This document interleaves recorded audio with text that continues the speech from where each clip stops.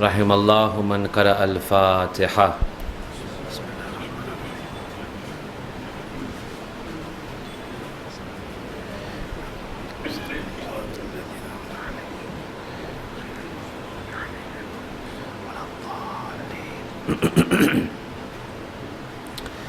أعوذ بالله من الشيطان الرجيم. بسم الله الرحمن الرحيم.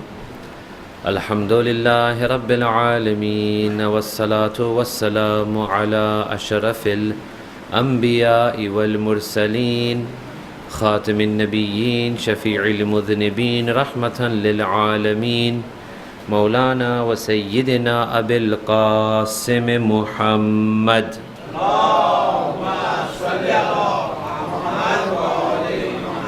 وعلى آله الطيبين الطاهرين المعصومين المنتجبين المظلومين الهداة المهديين، لا سيما بقية الله في الأرض، أرواحنا له الفداء، ولعنة الله على أعدائهم أجمعين من الآن إلى قيام يوم الدين.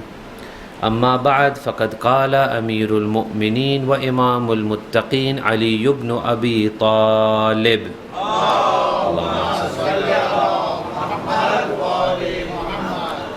والله لو أعطيت الأقاليم السبعة بما تحت أفلاكها على أن أعصي الله في نملة أسلبها جلب شعيرة ما فعلته، وإن دنياكم عندي لأهون من ورقة في فم جرادة تقضمها، ما لعلي وللنعيم يفنى ولذة لا تبقى. صلوات على محمد وآل محمد.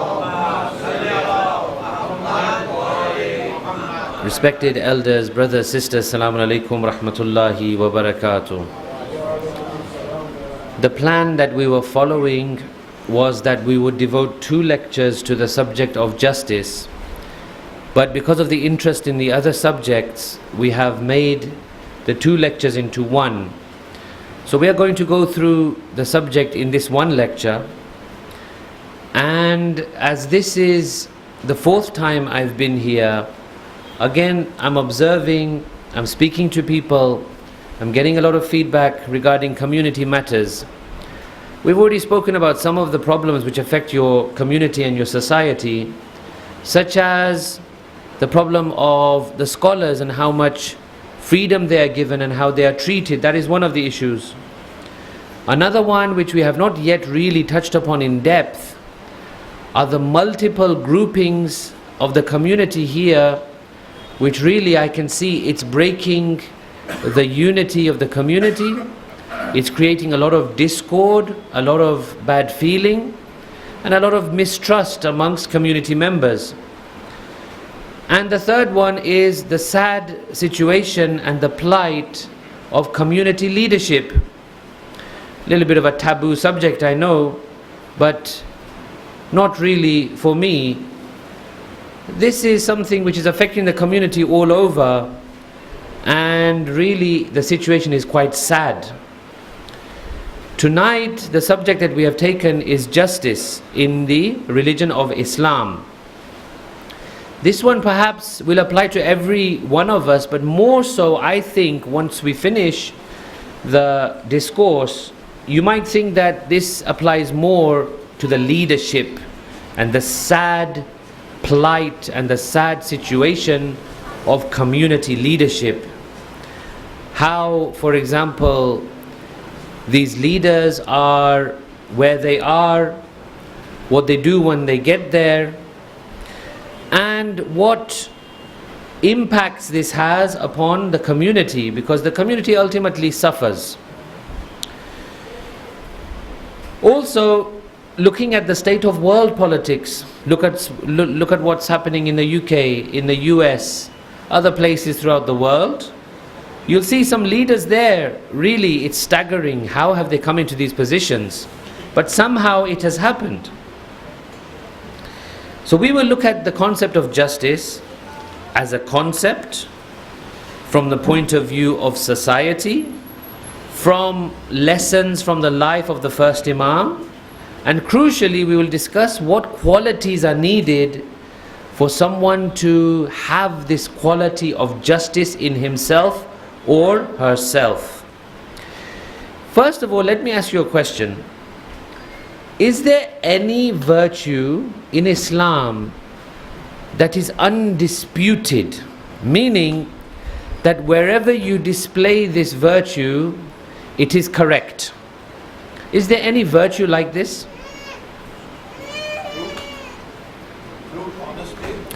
Truth. Someone said truth. Honesty. Wahdaniyat is not really a value. Wahdaniyat is like a belief.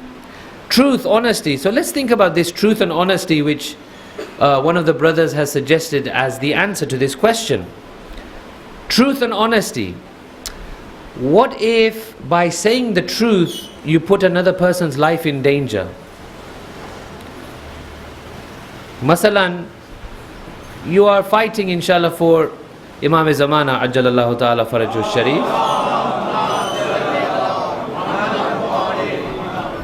The enemy captures you and tells you, tell me where your other soldiers are from your army, and you say, I don't know, sorry. That might be a lie, but in that situation you may have to. So there to tell the truth will not be wise. What else? Justice. This is the only, justice. I'll come on to fairness in a minute. There's a slight, very subtle but very nice difference between what we call adalat and insaf. In our languages, Gujarati, Urdu, Hindi, we use these interchangeably. We understand them to mean the same thing. Adalat and insaf, usually we translate both of these words as justice. But you'll see in Islam we have a difference between these two. So you look at all of the values of Islam, you'll see that none of them are 100% undisputable except for justice. Truth we've discussed. What about mercy? How can mercy be misused? Well, what if there is someone doing something wrong and mercy gives them the license or gives them the encouragement to do more wrong? There are some places in Islam where we are told, do not show mercy here, because you have, for example, an oppressor. You can't be merciful on an oppressor. Imagine an oppressor like the accursed Saddam. Would you show him mercy? Everyone would say this is stupid. To show that kind of person mercy is stupid. But justice is undisputable. Wherever you use justice, you'll say yes, it's correct.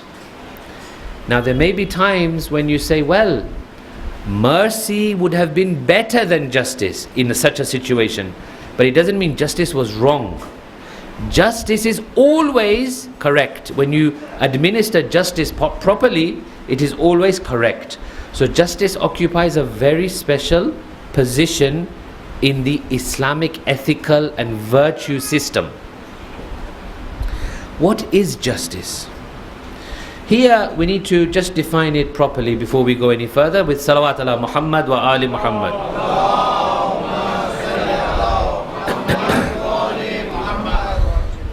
When we say justice in English, we often think that it is a matter of punishing someone, punishing a criminal, going to court, seeking a judgment of a judge, seeking a legal ruling. This is often the picture we have in mind when we say the word justice in English. However, in Islam it is not that. What is it in Islam? Could anyone summarize it in a word or two or a phrase?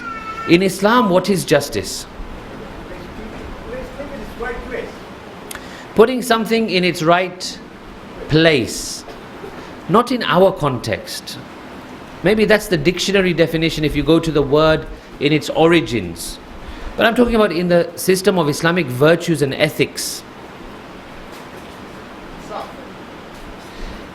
Yeah, insaf. You're giving me like a thesaurus, you're giving me synonyms. To be against the zalim and to be for the mazloom.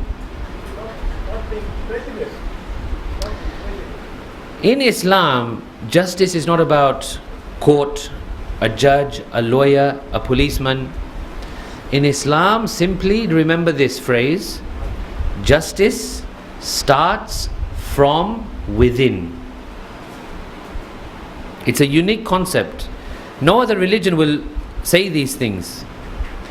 Justice in Islam starts from within. It's a matter of righteousness, actually.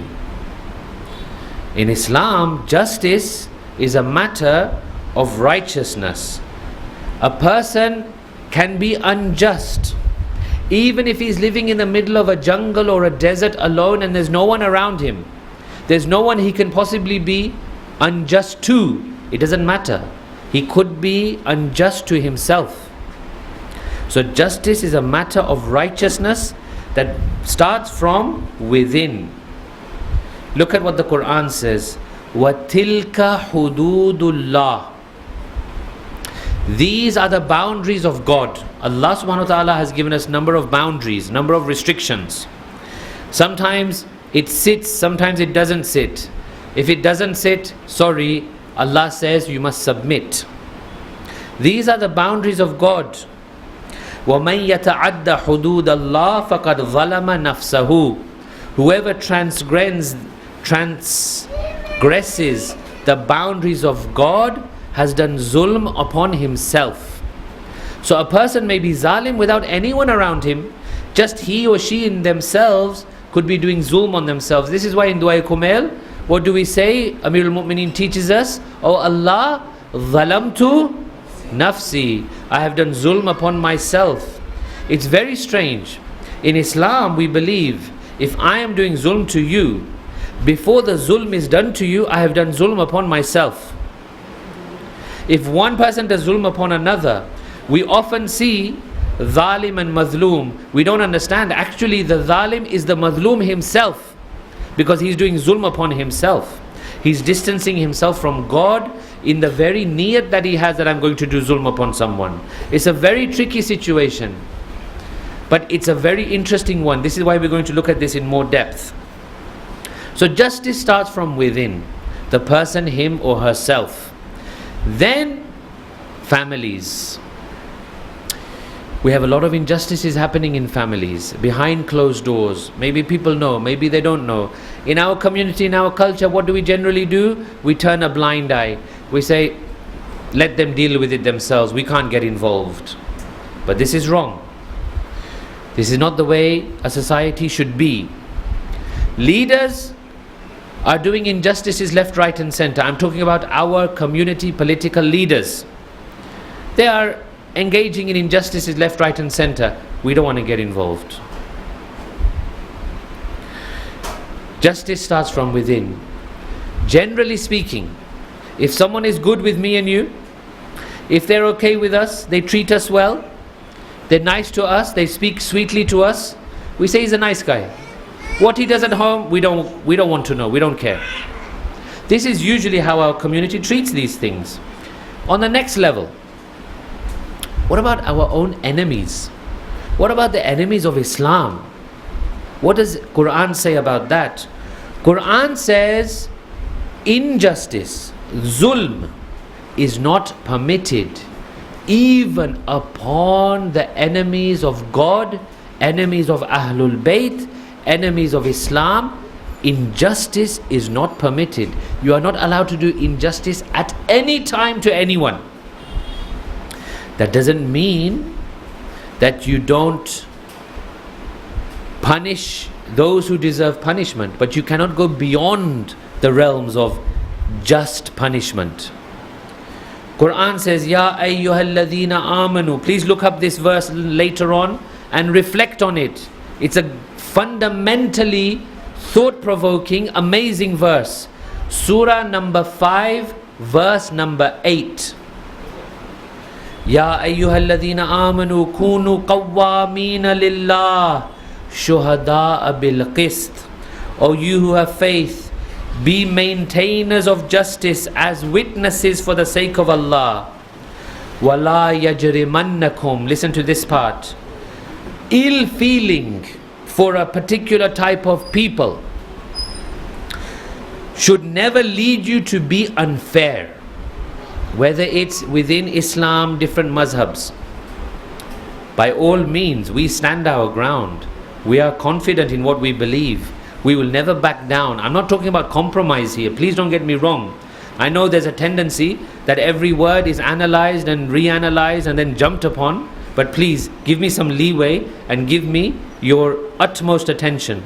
When we say zulm is not allowed, what I mean to say is we cannot go beyond the boundaries.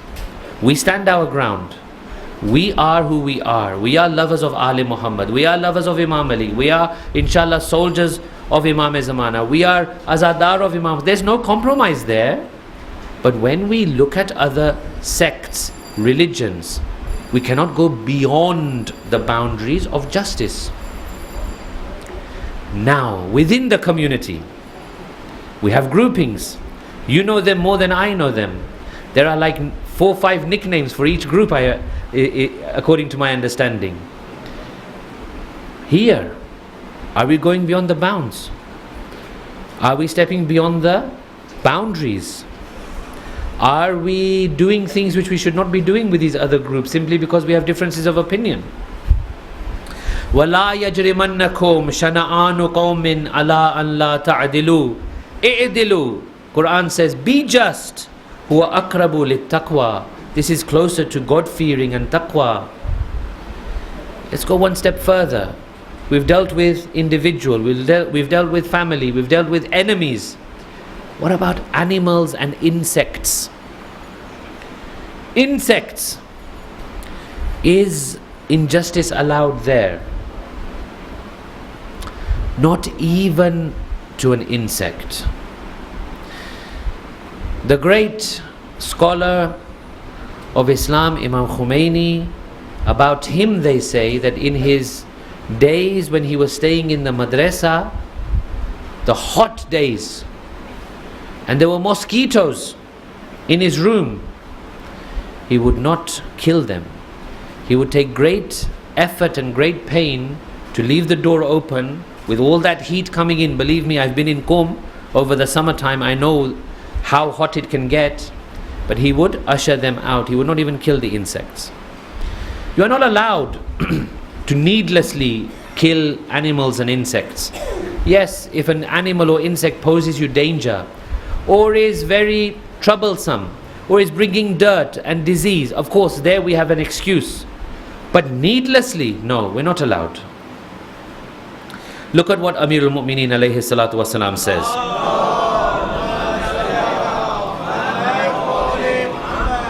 Wallahi law u'titu al-aqalim as-sab'a bima tahta aflakiha. I don't know anyone who has said something about justice more eloquent than this. He says, I swear by God, even if I am given the domains of the 7 continents, meaning the whole world, and everything that exists under the skies, that I may disobey Allah to the extent of snatching 1 grain of barley from the mouth of an ant, I would not do it.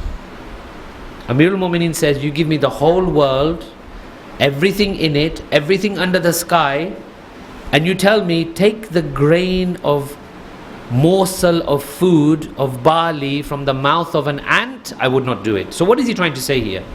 He's trying to say that no matter how much you get, no matter how much your benefit is, and no matter how small the zulm is, it doesn't justify. No amount of reward justifies any amount of zulm.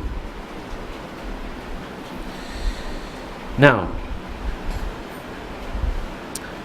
we cannot ever be caring about what we can gain, nor what small zulm we are doing. Any zulm is not allowed. How to get this level of justice in the community? How to get ourselves individually accustomed to living like this? How can we dissolve or unify? Let me not say dissolve, let me say unify our community. How can we remove some of these rumors and titles and names and abuses that we are giving one another. Here I'm talking about our own Shia community. I'm not saying outside. I'm talking about us, our house, getting our house in order. How can we do this? What are the ways? I want to present 4 to you, inshallah. Salawat ala Muhammad wa ali Muhammad. The first is, according to the sayings of Amirul Mu'mineen, get rid of the love of this world. Whilst you have any love of this world, whilst you have hubbe dunya inside you, you will not be able to keep away 100% from injustice. Because sooner or later, you will find something that will be so tempting that you will perform injustice. You'll say, it's okay, for this thing that I love, for this amount of money, or this amount of power, or this amount of reputation, I'm willing to do that. Amir al-Mu'mineen says, take this out completely. Take out all remnants of hubbe dunya. He says, وَلَا أَلْفَيْتُمْ دُنْيَاكُمْ هَذِهِ أَزْهَدْ عِنْدِي مِنْ أَفْتَةِ أَنْزِ. Look at the example he gives, it's just amazing. He says, you would have seen, talking about when he took the khilafat. Someone, he was talking about why did he take the khilafat after the death of Usman, assassination of Usman. He was saying, I don't have any desire for this. The crowd was too much and they were all telling me to take it. So I had to take it because I have to answer to Allah. Allah would have asked him that everyone was telling you to take it. It was a good opportunity. I had to take it. Otherwise, and here is what I want to quote, otherwise you would have seen this world of yours is more worthless to me than the sneeze of a goat. Very interesting example. Sneeze of a goat, worthless, dirty, little bit disgusting, little bit, you feel a bit, awkward. He said this world is worth less than that. Number 1. Number 2, fear of Allah subhanahu wa ta'ala. Let me tell you, bottom line, over everything, I've had so many conversations recently, and God bless brothers and sisters who have contacted me. We've spoken about different things. I want to tell you something. Bottom line, if khawf-e khuda, khawf-e ilahi, fear of God is not in someone, what can you do? At the end of the day, we can give so many hadiths and Quran and this and that. We can say things in different angles, in different way. But if an individual doesn't have fear of God, doesn't care about any reprisal, not bothered about the Day of Judgment, you can't do much. It's that individual that has to come up with these things in themselves. Secondly is fear of Allah subhanahu wa ta'ala. Salawat ala Muhammad wa ali Muhammad. Look what he says here. This is all from Nahjul Balagha that I'm quoting. Perform injustice upon someone. How can I oppress anyone when I have a life that is fast moving towards destruction and will remain under earth for a very long time? Maybe we don't think of death that much. We have too much time for these rows and these labels and these spreading of rumors and putting up different titles of different groups, and we war with one another, and the WhatsApps are flying, and our whole energy and mind goes into these things. Just think, what are you losing? How much time are you wasting in these petty issues? Number 4, very, very importantly, leadership. Leadership of the community must be chosen very carefully. It could be that some people in the beginning will have to face a lot of challenges and problems. It could be that some people will have to give a lot of sacrifice. But leadership of the community is of paramount importance. Amir al-Mu'mineen Ali alayhi salatu wassalam says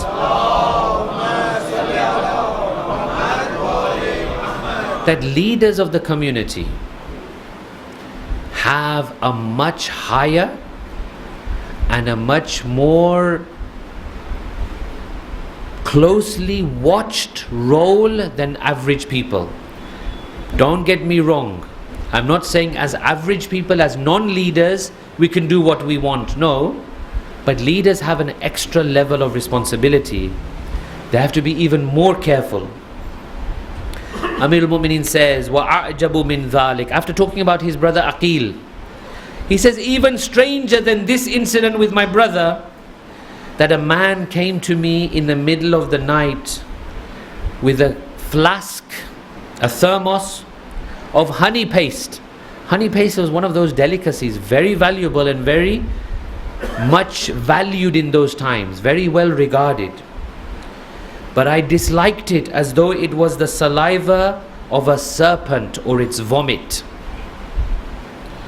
I asked him, is this a gift? Is it zakat? Is it charity? These are forbidden to us, the Prophet's family. He said, no, nothing. It is a present for you. I said to him, may childless women weep over you. Have you come to deviate me from the religion of God? Are you mad? Or have you been overpowered by some jinn? Or are you speaking without your senses?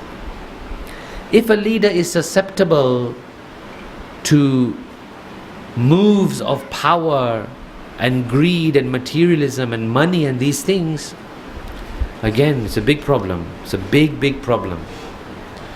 Then the community will suffer, as it is suffering. Then it's difficult to then come to real solutions and real conclusions. If things are just passed around family members, if it's all about power and name and money and fame, then we are in some trouble. We must be cognizant of this. Salawat ala Muhammad wa ali Muhammad.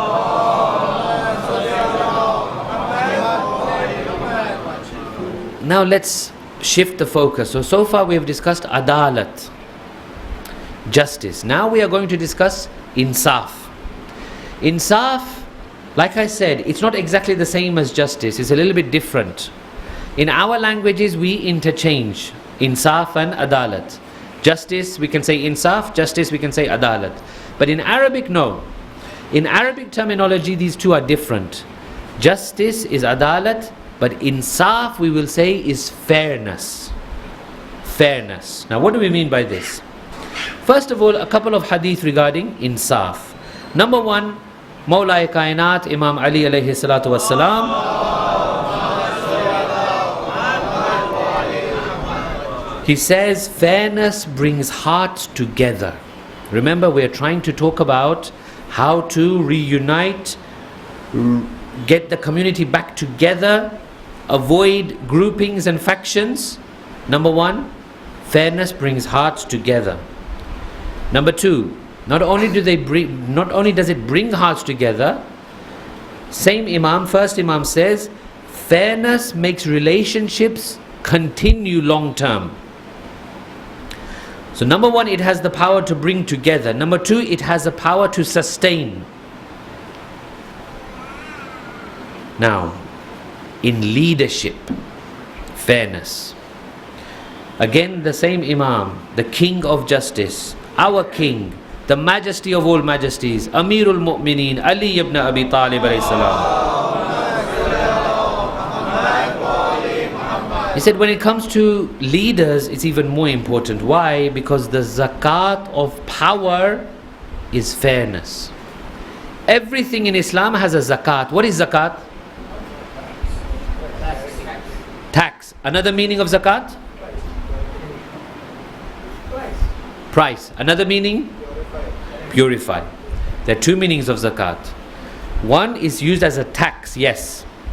Another meaning is that it's used as a purification. So, when Allah gives you something, there's always a tax to pay. There's always a zakat to pay. Here I'm not talking about money, and I'm not talking about crops and coins and animals. I'm not talking about that. Anything that Allah gives, He is expecting something in return. He gives power, he wants fairness. He gives knowledge, zakatul ilm nashruhu. Why do scholars come and give their speeches and give knowledge? Well, it's a zakat of ilm. The zakat of knowledge is to spread it. What about zakat of reputation? You have a good reputation, mashallah. I don't have a job. You have a good reputation in society. You know 3 or 4 people with big businesses, big companies, nice places to work. Well, your duty is go and tell him, I have a friend, he needs a job. Do you have an opening? I can give a reference for him. I can recommend him. What about zakat of the body? Allah has given us bodies, healthy, we are functioning, we are working. What is the zakat? Fasting. That is the zakat of a healthy body. And on and on and on. We have many different categories of zakat. Zakat of power is fairness. Now, if you have a leader, could be a leader of any institution, it could be a leader of any of these groups that we have within society, a leader who is not fair, again, these are problems. This needs to be addressed. Amr bil ma'roof needs to be done. They may be taken aside. They may have to contemplate and reflect upon their conduct. The ills of society will not get any better unless we have this adalat and fairness in society. Going on one step further. Okay, I'm ready. I will do insaf, no problem. I will do adalat. But the other group is not doing adalat with me. So why should I? What does Islam say about this? Islam says, again, Mawlai Kainat Imam Ali alayhi salam,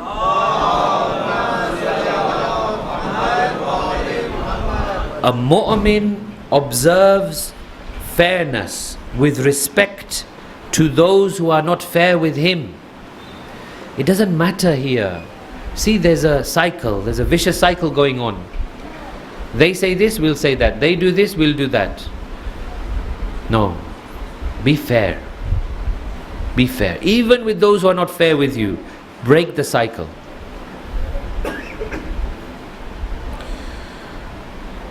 Now, what is insaf? This is where I wanted to come to. So now you've understood the general picture, the general concept that Islam is trying to promote. How do we actually deal with insaf? This is the most beautiful concept. If we can understand this as a community, if we can understand this as an individual, each and every person, then I think we can get somewhere. And I think things can change. What is insaf? Insaf comes from the Arabic word nisf. Insaf comes from nisf. What is nisf? Half. 50%. Half. Nisf means half. So now, what Islam says about insaf, you just look at the depth of Islam. What Islam says about insaf is, there's an issue. This issue either involves you or someone from your side. Okay? What is the tendency of a human when an issue or a dispute or a disagreement arises concerning him or his side? What is the tendency we tend to do? Always, exactly. A tendency is you take your own side. That is the immediate human reaction in any disagreement. Unfortunately, it shouldn't be, but that is generally what happens. So at home, I have a disagreement with my wife. Whose side will I take? Mine. But outside, my wife has a disagreement with another woman. Whose side will I take? My wife's, otherwise I'm in big trouble. But you get the picture. At home, my son is eating my head. Whose side am I taking? Mine and my head. Outside, my son and another boy, they have a disagreement. Whose side will I take? My son's. Your group in the community has a disagreement with another group. You'll tend to take the side of your group. Is that fair? Is it okay? Should we side with our loved ones? Should we side with ourselves? Should we or should we not? What do you say? Say it loudly, please. No bias. Bias should not be there. In insaf, we don't have this concept of bias. Bias and insaf, they don't go together. So, what did I say insaf comes from? Nisf, half. Now what should happen? Salawat ala Muhammad wa ali Muhammad.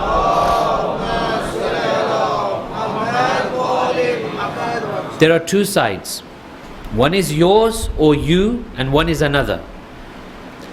Insaf says you take yourself out of the emotions of the situation, take yourself out of the heat of the situation, and you put yourself 50-50. And now you observe. You say, what's happening there? What's happening there? Objective. As much as possible, as far as you can, you perform insaf. That means you go half. And then you try to come to a conclusion. Could be that you stand at halfway and you see actually 60% is here and 40 is there. 70 is here, 30 is there. 80 is there, 20 is there, whatever. It could be that you can come to a conclusion. But the process has to be that you remove yourself from the initial human reaction of favoring you and yours. We are not doing that at the moment. We're not doing that at the moment. We're not. We are siding. My group did this, okay, fine, it's the right one. They're our opposition.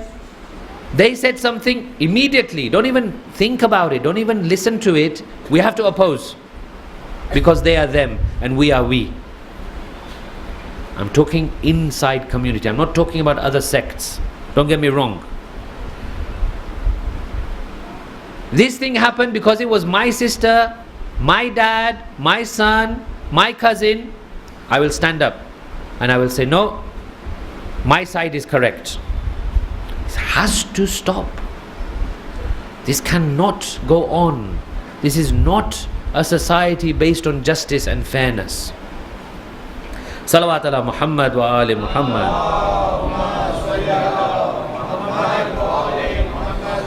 Now, let's say you are in a position where someone is asking you to help in a situation. Your son or daughter has a issue with another girl or boy. Now you have come there. Generally, we don't like to be in that situation, and generally it's very dicey. It's very, very dicey and tricky to judge in situations. So we don't like to be in this situation. But let's say if we do get to be in this situation, someone has either offended you or your party, and the other one is not yours and it's not you, it's someone else. Now what do you do? Here Islam presents a beautiful solution. Islam says you come out and you go 50-50. You stand in the middle, you look at both sides. Now the issue is such, and this is generally the way community issues are. The issue is such that you can't draw a fine line. You know, some people, especially in community matters, especially in community politics, especially between community groups, you know, they say things like, this is haqq and batil. This is a battle of haqq and batil. This is Karbala. We are followers of Imam Hussein.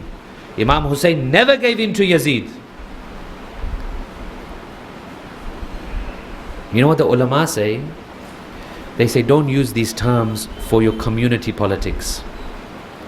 It's never or hardly ever is it 100% and 0%. Totally black, totally white. Don't fool ourselves. Haqqan batil, Imam Hussain and Yazid. This is when you use this when there is some amazing, out of the ordinary, systematic oppression on a people. We shouldn't be using these terms for community politics. We shouldn't be using these terms for example, family issues. Haqqan batil, of course, is true, but very rarely is it so clear, black and white, that one party is completely in the wrong and one party is completely in the right. So now there's an issue. I can feel maybe some people don't like this topic. I have to answer to my Lord. Barabar Shaykh, we have to answer to our Lord. There's an issue. Come out of your shell, stand 50-50, nisf, half. The issue is not able to be solved. You want to find a way to bring these two parties together. Okay? It's too confusing. There's proofs there, there's proofs there. There's evidence there, there's evidence there. There's issues there, there's issues there. Now what do? You know what Islam says? Islam says take from one side. To solve the issue, take from one side. Which side do you take from?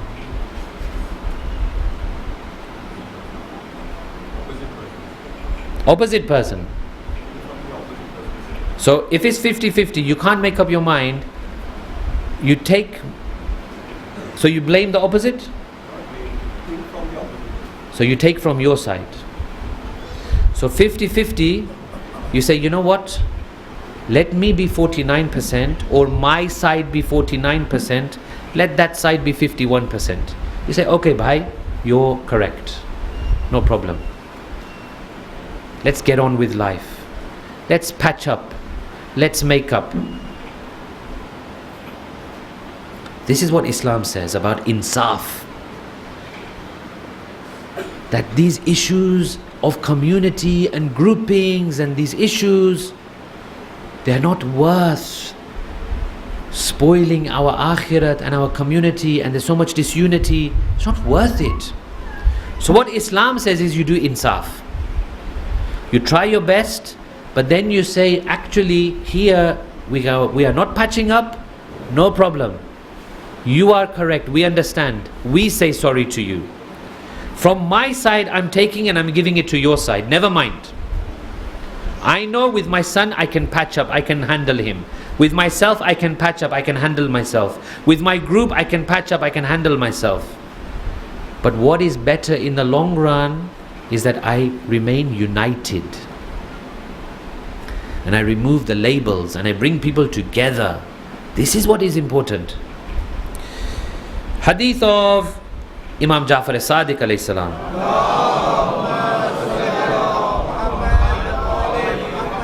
Man kana fi qalbihi min khirdalin min asabiyya.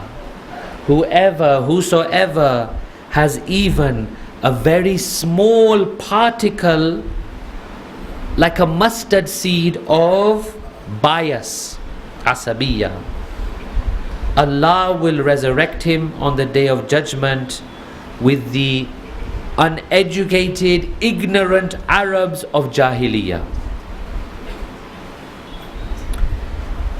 Because they were like this.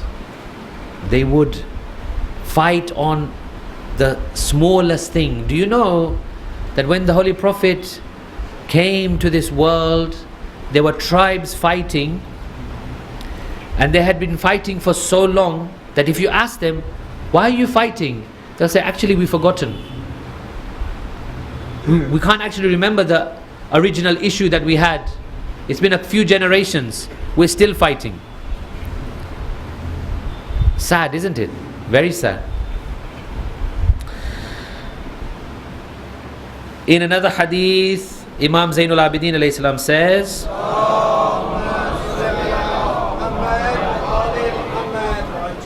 Please give me your full attention on this. Asabiyya is when a person considers bad people from his group better than good people from another group. It is not asabiyya when someone loves his own people. Here we're not talking about love. Love is fine. But love also necessitates that sometimes you have to make a stand against the person you love. Asabiyya is not when a person loves his own people. However, it is asabiyya when such a person helps his own people do zulm to others. The root cause. What is the root cause behind all this? Let me come back to point number 1 that we had made in the beginning. The root cause to all of this we can summarize as love of the world and lack of fear of God. These two things. Please bear this in mind. Love of the world because you want to be right. That feeling of being right. That feeling that I had the last word. That feeling that, see, I told him. Love of the world is part of it. Secondly, lack of fear of God. That who cares what happens to the community? As long as I feel good, I'm right, I can sleep well at night. This is having a major impact upon community. We have to think about these things. Let's ask Allah for His help. Let's ask Imam Zamana to forgive us if we have done any of this, if we are doing any of it, if we are active in these things. If at the slightest drop of a needle we're on our WhatsApp sending messages to God knows who, at all hours of the day, spreading. Here's a forward. You know one thing which I hate on WhatsApp? You know one thing which I hate, and I tell people, please never send me this message. Forward, sent as received, no liability on me. What are you talking about? You are aiding in the spread of this thing. There is absolute liability on you. Do not spread it. Keep it to yourself. Delete it. Don't even watch it yourself. When anyone sends me anything like that, I tell them, please, this is the first and last warning. Don't send it to me again, otherwise you're blocked. I don't like any of that. You should not be putting up with it either. Anyone sends you a rumor, anyone sends you an issue, anyone sends you this, Maulana said this, Maulana said, I'm not interested. Sorry, I've got my own problems. I've got my own grave waiting for me. What did Amir al-Mu'mineen say? Why should I be bothered? I have my grave under which I'll be there for a long time. I don't have time for this rubbish. Community unity. One of the fundamental things which is lacking in this community is unity. Let us work on this, inshallah. Do not feel despondent. Do not feel that the problems are too much, that we can't handle them. We can. And inshallah we will. With the help of Yusuf Zahra, Imam Zamana, Ajjalallahu Ta'ala, Farajahu Sharif.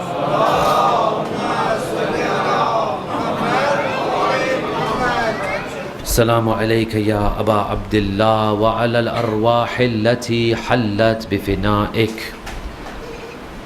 Oh Aba Abdullah, tonight we remember a very, very special personality indeed, someone whom you loved intensely, but someone who loved you intensely. He was brave, he was loyal, he was always at your service. He was like your servant. He called you Mawla, although he was your brother. He bore your standard. He looked after your children. He got the water when anyone asked. He was there at all times. He was there looking over you, looking after you. He was the hope of Zainab. He was the hope of Kulthum. He was the protection of the parda of Ahlul Bayt. They had no worries whilst he was alive. But once he was killed, they began to worry, what will happen now? This was Abbas, Abul Fazl al-Abbas. Janab Abbas, it is narrated even from his childhood. Amirul Mu'mineen would come when he was still a baby, and he would kiss the arms of Hazrat Abbas. Bibi Baneen would ask, why this kind of behavior with this young child? Amir al-Mu'mineen would say that one day these arms will be sacrificed for my beloved Hussein. We fast forward to the day of Ashura. Imam puts his tents in Karbala. The head of the tents is none other than the son of the Lion of Allah, Abbas. The protector of everybody is none other than Abbas. The one to give sukoon and peace to the heart of Sakina is none other than Abbas. Abbas on the day of Ashura has seen many shahadat. Many shuhada have gone, they have not returned. Janab Abbas comes to his beloved brother Imam Hussein. He says, Mawla, I ask you for permission to go forth. Imam Hussein is not happy. He says, Abbas, you are the alamdar of my army. Abbas must have pointed to the bodies of Qasim and to the bodies of Akbar and to the bodies of Aun and Muhammad and to Habib, and he may have said, Mawla, what army? There is no army left. It is just us now.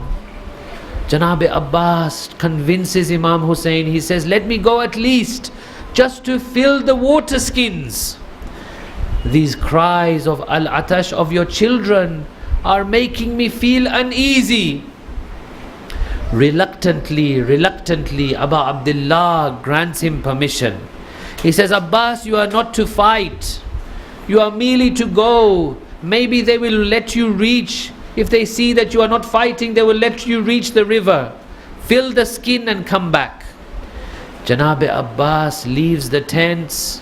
He starts to recite the rajs, the war poems. He says that I am here at the service of my Mawla Hussein. You wish to dislodge me, you will never do so. I will never lift my hands from my master and from my religion. He makes it to the river. He puts down the water skin. He fills the water skin. Maybe at that moment he looked towards the tents. What would he have seen?